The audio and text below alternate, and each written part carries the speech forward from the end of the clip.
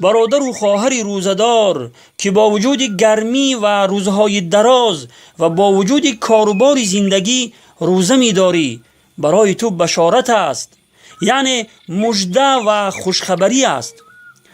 شما چگونه خود را تصور میکنید هنگامی که در روز قیامت از بین تمام مردم برای درآمدن به بهشت شما را ندا کرده شود؟ سبحان الله، چه خوش نصیبی است. از حضرت سهل بن سعد رضی الله عنه روایت است که پیامبر خدا صلی الله علیه و سلم فرمودند: در بهشت دروازه ای است که به آن ریان گفته می شود که تنها روزداران وارد آن خواهند شد و هیچ کس غیر از آنها وارد آن نمی شود. آنگاه ندا کرده می شود که روزداران کجایند؟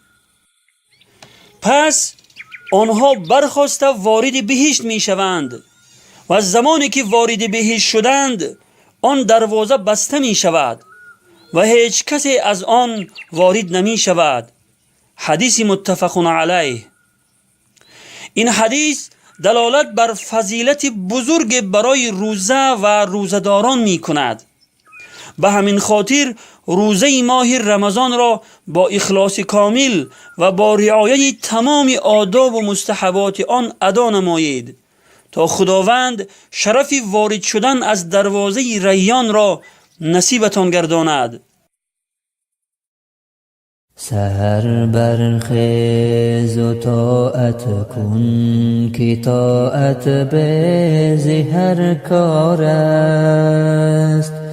سعادت آن کسی دارد که پیش از صبح بیدار است.